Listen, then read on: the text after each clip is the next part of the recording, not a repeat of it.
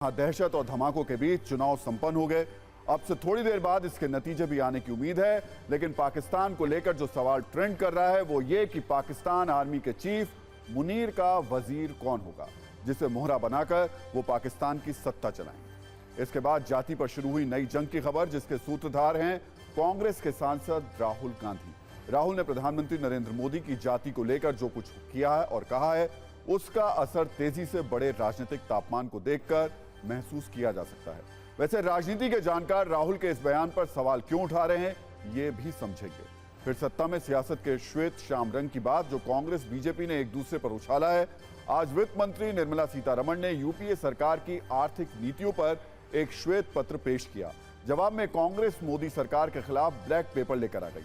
आज इस खबर पर भी हमने सत्ता की एक दिलचस्प कुंजी तैयार की है, लेकिन पहले कुछ बड़ी खबरें देखते हैं। दिल्ली में दक्षिण की प्रदर्शन वाली राजनीति और तेज हो गई है। कर्नाटक के बाद केरल के मुख्यमंत्री अपने विधायकों और सांसदों के साथ आ गए। दोनों ही राज्यों के प्रदर्शन की वजह एक है, फंड का आवंटन। आरोप है केंद्र सरकार दक्षिण भारत के राज्यों के साथ आर्थिक भेदभाव कर रही है। आज दिल्ली बॉर्डर पर करीब 5 घंटों तक किसानों का सड़क संग्राम दिखा। अपनी कुछ मांगों को लेकर किसान संगठनों ने दिल्ली कूच का दम भरा तो सड़कों पर लंबा जाम लग गया। लोग घंटों गाड़ियों में फंसे रहे। हालांकि कुछ आश्वासन के बाद किसानों ने सड़कों से हटने का फैसला किया। और आपके लिए एक अच्छी खबर भी है, भारतीय रिजर्व बैंक ने लगातार छठी बार ब्याज दरों में कोई बदलाव नहीं किया है। आरबीआई ने रेपो रेट को 6.5% पर बरकरार रखा है। मतलब लोन महंगे नहीं होंगे और ना ही आपकी ईएमआई बढ़ेगी। तो सत्ता की शुरुआत करते हैं चिंताजनक और तनावपूर्ण तस्वीरों से जो उत्तराखंड के हल्द्वानी से आई हैं। यहां मदरसे पर ऐसा महासंग्राम छिड़ा है कि पूरे इलाके का माहौल बिगड़ गया है। हल्द्वानी के थाना वनभूलपुरा क्षेत्र का यह मामला है। नगर निगम की टीम दलबल और जेसीबी मशीन के साथ अवैध मदरसे को गिराने पहुंची थी। अवैध मदरसे को गिराया भी गया, उसकी दीवारों को तोड़ा गया। नगर निगम के एक्शन के बाद कुछ ही देर बाद रिएक्शन वाली तस्वीरें और भी भयानक थी। तस्वीरों में आप देख सकते हैं कैसे यहां मौजूद लोग आक्रोशित और आक्रामक हो गए। मदरसे को गिराने गई टीम पर पथराव करने लगे। जबरदस्त हंगामा, बहस, नारेबाजी शुरू हो गई। हालात बिगड़ने पर पुलिस ने भी लाठीचार्ज किया।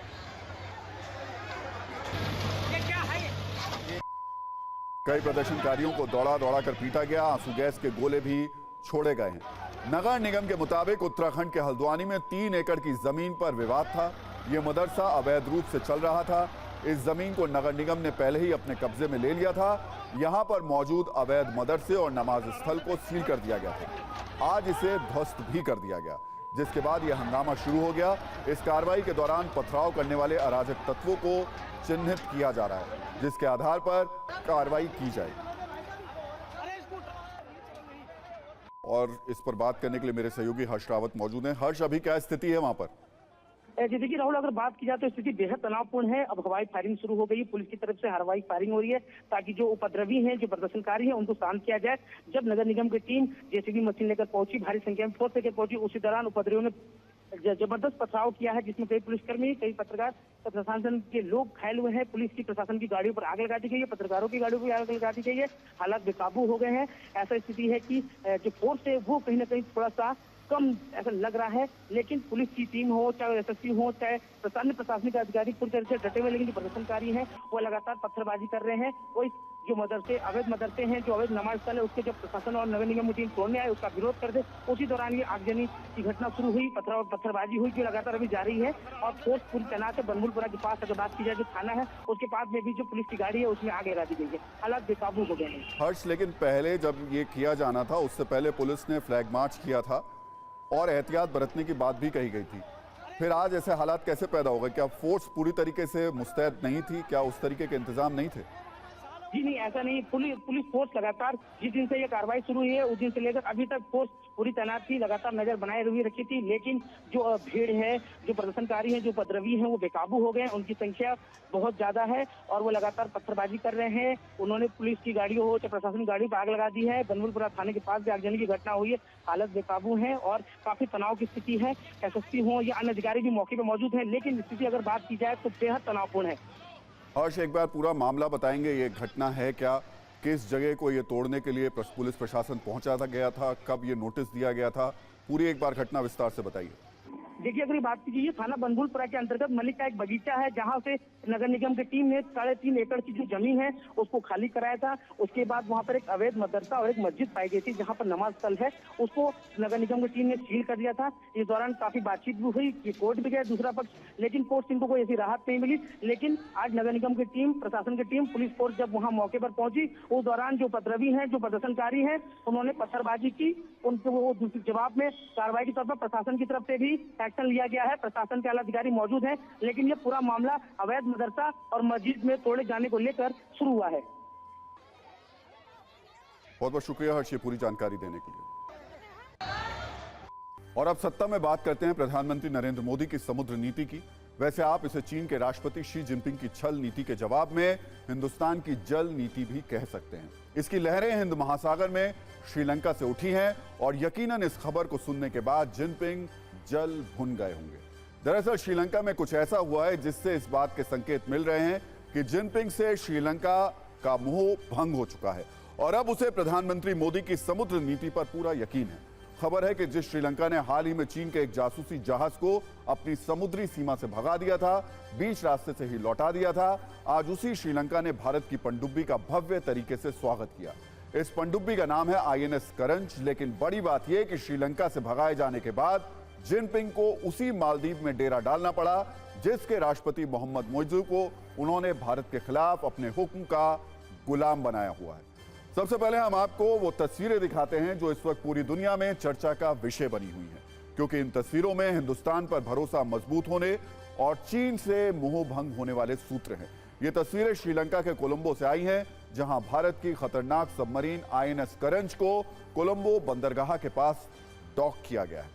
ये पनडुब्बी हाल ही में श्रीलंका के कोलंबो पहुंची है और इसी के साथ चीन से लेकर मालदीव तक एक बड़ा संदेश भी पहुंच गया है। पनडुब्बी INS करंज का खुद कोलंबो में श्रीलंकाई नौसेना ने भव्य स्वागत किया और सबसे बड़ी बात यह कि इसी श्रीलंका ने कुछ दिन पहले जिनपिंग के एक जासूसी जहाज को वापस लौटा दिया था, जिसके बाद चीन का जहाज जियांग यांग होंग 3 मालदीव की ओर रवाना हो गया, जिसे चीन रिसर्च शिप बताता है, लेकिन असल में इसके जरिए जासूसी की भी आशंका जताई गई है। यानी श्रीलंका से खदेड़े जाने के बाद चीन के शिप ने मालदीव में डेरा डालने की योजना बनाई है। लेकिन उससे पहले जासूसी जहाज के जवाब में भारत ने अपनी पनडुब्बी को श्रीलंका में उतार दिया।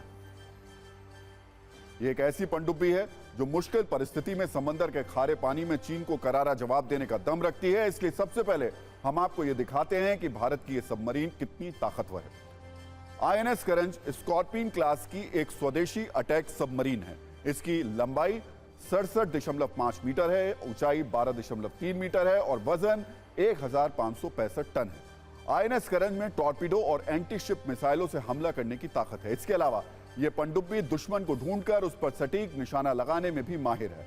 INS करंज के जरिए समंदर के अंदर माइंस बिछाने का काम भी किया जा सकता है।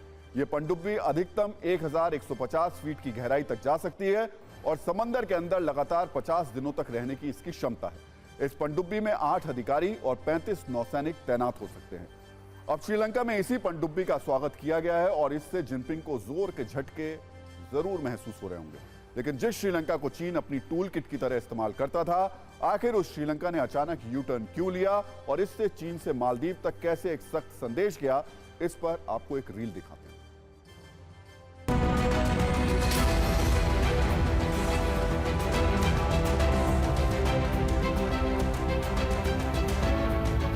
धीरे धीरे भारत के पड़ोसी मुल्कों में घुसपैठ बढ़ा रहा है। ऐसे में उसकी किलाबंदी तोड़ने के लिए भारत ने भी कमर कस ली है। भारत की INS करंज श्रीलंका के पोर्ट पर पहुंची है और ये तब पहुंची है जब दूसरी ओर चीन की जासूसी शिप मालदीव की ओर बढ़ रही है।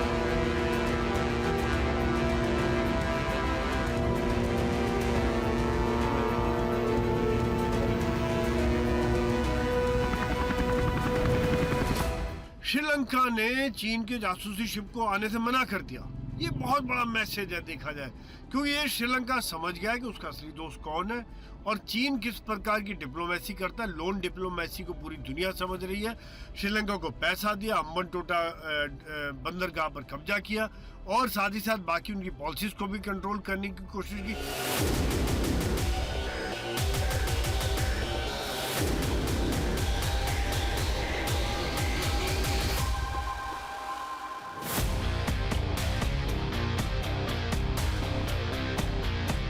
इंडिया की जो अभी फोकस है नेबर्स फर्स्ट, वो बहुत करेक्ट पॉलिसी है एंड इंडिया को इसमें मैग्नानिमस होने की ज़रूरत है अपने नेबर्स की तरफ, ताकि हम अपने नेबर्स को लूज़ ना करें चाइना के फोल्ड में और इनको वापस इंडिया के फेवर में लाया जाए। अब हम आपको यह भी समझाते हैं कि आखिर जिनपिंग से श्रीलंका का मोह भंग क्यों हो गया। जो इसका जवाब है, इसका श्रीलंका में सिलसिलेवार तरीके से पहुंच रहे चीन के जासूसी जहाजों पर भारत का विरोध। इसे लेकर भारत कई बार ऐतराज जाहिर कर चुका है और भारत की इसी जल नीति की वजह से पिछले वर्ष श्रीलंका ने एक बड़ा कदम उठाया था। इसके तहत श्रीलंका ने यह फैसला किया कि वो अपने बंदरगाहों पर चीन के जासूसी जहाजों को एंट्री नहीं देगा। दरअसल चीन पिछले लंबे वक्त से रिसर्च के नाम पर अपने जासूसी जहाज श्रीलंका भेज रहा था, लेकिन दिसंबर 2023 में श्रीलंका ने एक फैसला लिया जिसके तहत उसने अपनी समुद्री सीमा में अनुसंधान करने के लिए विदेशी जहाजों को अनुमति देने पर 1 साल के लिए रोक लगाने का फैसला किया। इस फैसले के बाद भारत सरकार की ओर से वक्त वक्त पर जताया गया और विरोध बार बार किया गया। भारत ने चीन के जहाजों के वहां पहुंचने और रुकने पर श्रीलंका के सामने कड़ा ऐतराज जताया, जिसका असर अब साफ दिखाई देना भी शुरू हो गया। अब भारत क्यों चीन की इस घुसपैठ पर ऐतराज करता है, यह भी समझ लीजिए।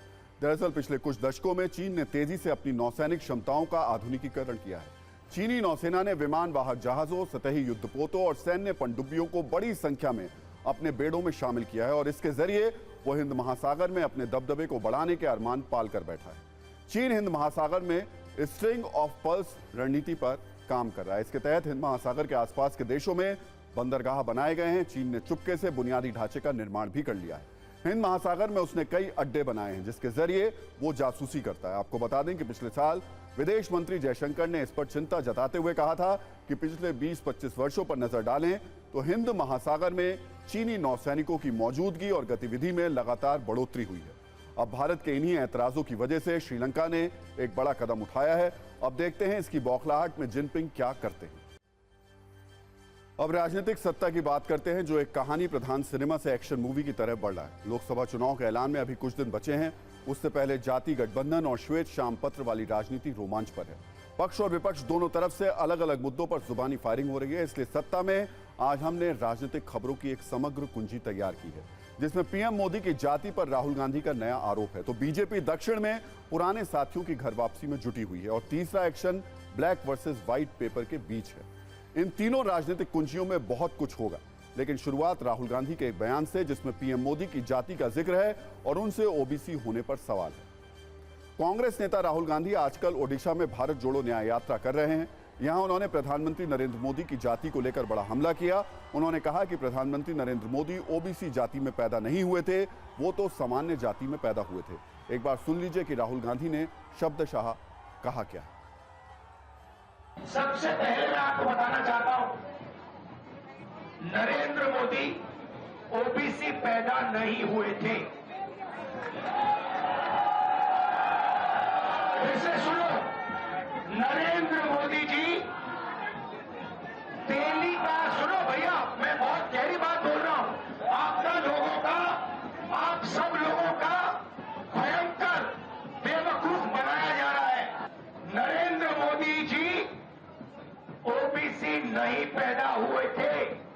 नरेंद्र मोदी जी टेलीकास्ट के गुजरात में व्यक्ति पैदा हुए थे। उनको, उनकी कम्युनिटी को बीजेपी ने 2000 में ओबीसी बनाया। आपके प्रधानमंत्री ओबीसी नहीं पैदा हुए, आपके प्रधानमंत्री जनरल कास्ट पैदा हुए। और ये पूरी दुनिया में झूठ बोल रहा है कि मैं ओबीसी पैदा हुआ। पता मैं कैसे जानता हूं, पता मैं कैसे जानता हूं? सुनो, मुझे बर्थ सर्टिफिकेट की कोई जरूरत नहीं है। पता मैं कैसे जानता हूं कि आपके प्रधानमंत्री ओबीसी पैदा नहीं हुए? वो किसी ओबीसी से गले नहीं मिलते। अपने इसी बयान में राहुल गांधी ने यह भी दावा किया कि वर्ष 2000 में बीजेपी की सरकार ने पीएम मोदी की जाति को ओबीसी का दर्जा दिया था, लेकिन उनका यह आरोप तथ्यों से थोड़ा अलग है। पीएम मोदी की जाति को ओबीसी का दर्जा वर्ष 2000 में नहीं बल्कि 25 जुलाई 1994 को दिया गया था और जिस वक्त उनकी जाति को ओबीसी का दर्जा मिला वहां कांग्रेस की सरकार थी, बीजेपी की नहीं थी। आपको बता दें कि प्रधानमंत्री नरेंद्र मोदी जिस जाति से आते हैं वो मोड़ धांची वर्ग से ताल्लुक रखती है और वैश्य समाज के अंतर्गत ही आती है, जिन्हें बनिया भी कहा जाता है। 25 जुलाई 1994 को गुजरात सरकार के सामाजिक कल्याण विभाग ने एक अधिसूचना जारी की थी, जिसमें ओबीसी के अंतर्गत आने वाली 36 जातियों का जिक्र किया गया था। इसमें मोड़ धांची वर्ग भी शामिल है। वैसे भारत में अलग अलग सरकारों में अलग अलग जातियों को ओबीसी का दर्जा दिया जाता रहा है, इसलिए पीएम मोदी की जाति को 1994 में ओबीसी का दर्जा देना न पहली घटना थी और न ही आखिरी घटना थी। राहुल गांधी पिछले कई महीनों से ओबीसी की बात कर रहे हैं। मध्य प्रदेश, छत्तीसगढ़ और राजस्थान चुनाव में भी उन्होंने ओबीसी और जाति जनगणना को मुद्दा बनाया था, लेकिन नतीजों से ऐसा प्रतीत होता है कि राहुल गांधी की बातों पर जनता ने ज्यादा भरोसा नहीं किया, लेकिन राहुल गांधी आज भी अपने नैरेटिव पर कायम है। वैसे बीजेपी ने आज राहुल गांधी के इस बयान पर तीखा हमला बोला। बीजेपी ने कहा कि कांग्रेस का भविष्य खत्म हो चुका है। एक बार सुनिए दोनों तरफ से क्या क्या बोला गया, फिर बीजेपी के मिशन दक्षिण की बात करेंगे।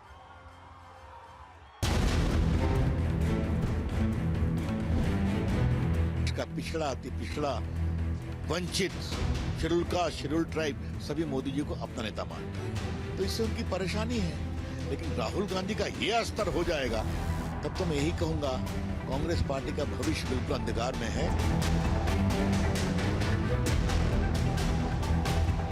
तो माननीय प्रधानमंत्री जी बैकवर्ड क्लास में भी मोस्ट बैकवर्ड क्लास जो हमारे तेली, साहू, राठौर समाज से आते हैं,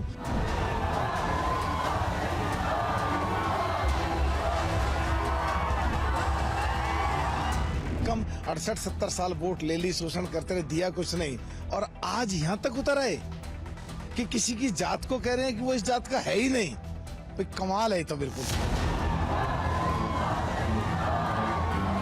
मुझे लगता है भाई राहुल गांधी जी जब भी बातें करते हैं, ये बातें जो होती है ज़्यादा बहुत इम्पोर्टेंट होती नहीं है, और राहुल गांधी के बातों पर ज़्यादा ध्यान देना ठीक नहीं है, क्योंकि नरेंद्र मोदी ओबीसी है और ओबीसी रहेगी।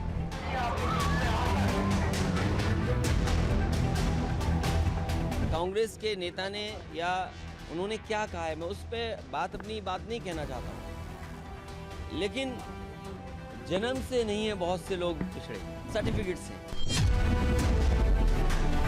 मंत्री जी जिस माँ के कोख से पैदा हुए, अब वो राहुल गांधी के किसी असत्य बयान से तो बदल नहीं सकता है।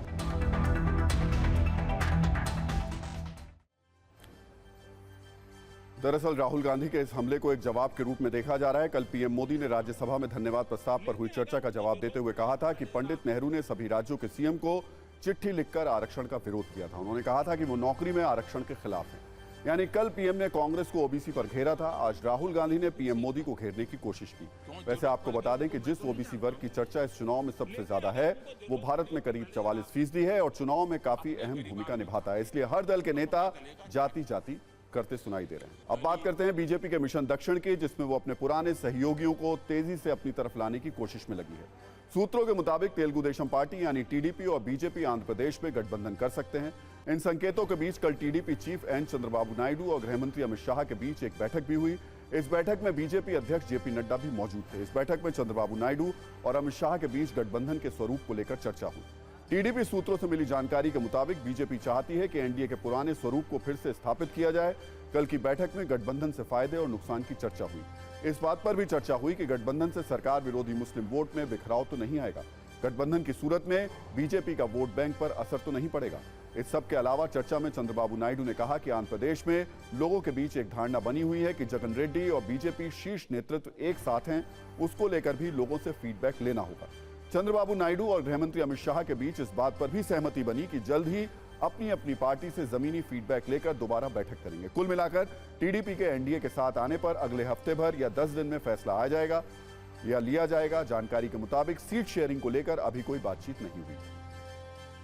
वैसे लोकसभा चुनाव से पहले बीजेपी दक्षिण भारत में इसलिए भी पुराने साथियों की वापसी कराना चाहती है क्योंकि उत्तर भारत में वो अपने सर्वोच्च स्थान के करीब है। 2014 और 2019 में उत्तर भारत के ज्यादातर राज्यों में बीजेपी ने 90% से 100% तक सीट जीती थी। ऐसे में उसके लिए इस क्षेत्र में और सीटें जीत पाने की संभावना बहुत कम है। जबकि दक्षिण भारत में सीट और वोट बढ़ाने की अपार संभावना है। बीजेपी की कोशिश है कि एनडीए के पुराने साथियों को जोड़कर आंध्र प्रदेश में ताकत बढ़ाई जाए। वैसे 2019 की बात करें तो दक्षिण भारत में बीजेपी की स्थिति कुछ खास अच्छी नहीं रही है। दक्षिण भारत में 130 लोकसभा सीट हैं। 2019 में यहां एनडीए को सिर्फ 30 सीट मिली थी, यानी सिर्फ 23% सीट जीतने में कामयाबी मिली। कांग्रेस की अगुवाई वाली यूपीए को 59 सीट मिली थी, अन्य को 41 सीट मिली थी। अगर राज्यवार बात करें तो बीजेपी को 2019 में कर्नाटक में 25, तमिलनाडु में 0, केरल में 0, आंध्र प्रदेश में 0, तेलंगाना में 4 सीट मिली थी। केरल और तमिलनाडु में बीजेपी के पास ज्यादा चांस नहीं है, लेकिन कर्नाटक में जेडीएस के साथ मिलकर, तेलंगाना में अकेले और आंध्र प्रदेश में पवन कल्याण और टीडीपी के साथ मिलकर कुछ सीटों को हासिल करने की कोशिश में बीजेपी लगी हुई है। एक तरफ बीजेपी एनडीए को मजबूत कर रही है, कांग्रेस के सहयोगियों को एक एक करके तोड़ रही है। दूसरी तरफ कांग्रेस पर तीखे हमले भी कर रही है। इसी हमले को आज और धार देने के लिए मोदी सरकार ने यूपीए सरकार के कथित आर्थिक कुप्रबंधन पर एक श्वेत पत्र पेश किया। वित्त मंत्री निर्मला सीतारमण ने बुधवार को लोकसभा में श्वेत पत्र पेश किया। कल लोकसभा में इस श्वेत पत्र पर बहस होगी, लेकिन इससे पहले आज कांग्रेस ने सरकार के खिलाफ ब्लैक पेपर जारी किया और इसे अन्याय काल का नाम दिया। कांग्रेस द्वारा जारी इस ब्लैक पेपर में 2014 से 24 के बीच सरकार की नाकामियों का जिक्र है। श्वेत और श्याम दोनों पेपर्स में भर भर कर आरोप लगाए गए। पहले सरकार के श्वेत पत्र की बात करें तो इसमें कहा गया है कि यूपीए सरकार ने देश की आर्थिक नींव कमजोर की, नेतृत्व की कमी थी, औसत महंगाई 8.2% रही, अच्छी अर्थव्यवस्था को नॉन परफॉर्मिंग बनाया गया, जिससे सार्वजनिक संसाधनों की बर्बादी हुई। यूपीए काल में रुपए में भारी गिरावट हुई, नीतिगत अनिश्चितता पैदा हो चुकी थी, बैंकिंग सेक्टर संकट में था, 2G और कोयला घोटाले ने देश की आत्मा को झकझोर दिया, विदेशी मुद्रा भंडार में कमी हुई थी, जिससे भारत एक नाजुक अर्थव्यवस्था बन गया था, भारी कर्ज लिया गया था, राजकोषीय घाटा बढ़ गया था, राजस्व का भी गलत इस्तेमाल हुआ। ऐसा करने से हर सेक्टर पर खराब असर पड़ा। सबसे बड़ी बिजली कटौती हुई, जिससे 62 करोड़ लोग अंधकार में गए। जबकि कांग्रेस ने ब्लैक पेपर में मोदी सरकार पर देश में भयंकर बेरोजगारी का आरोप लगाया। कहा गया कि 10 साल में युवा बेरोजगारी 3% बढ़ी, 3 करोड़ और लोग बेरोजगार हुए, किसानों पर संकट है, हर घंटे एक किसान आत्महत्या कर रहा है, SC, ST, OBC के खिलाफ अन्याय हो रहा है, SC, ST के खिलाफ अपराध 48% बढ़े हैं, राष्ट्रीय सुरक्षा के साथ समझौते हुए हैं और धार्मिक आधार पर खुलेआम हिंसा हो रही है। जासूसी सॉफ्टवेयर के इस्तेमाल का जिक्र है और आरोप है कि 2014 के बाद विपक्ष पर ईडी एक्शन 95% बढ़ा है। 4 राज्यों में पैसे के बल पर सरकार गिराई गई, महिलाओं के साथ अन्याय हो रहा है। 2022 में प्रतिदिन 86 रेप केस दर्ज हुए। इस सब के अलावा कांग्रेस ने यह भी आरोप लगाया कि केंद्र सरकार ने लोकतंत्र को खतरे में डाल दिया है, बीजेपी लोकतंत्र खत्म करने की कोशिश कर रही है। कांग्रेस के इन हमलों का जवाब पीएम मोदी ने खुद दिया। उन्होंने कहा कि काले कपड़ों में सदन को फैशन शो देखने का भी मौका मिला। 10 वर्षों में जो काम हुआ उनको किसी की नजर ना लग जाए, इसलिए आज खड़गे जी काला टीका लगाकर आए। दोनों तरफ से हुए राजनीतिक हमले पर किसने क्या कहा, एक बार ये भी सुन लीजिए।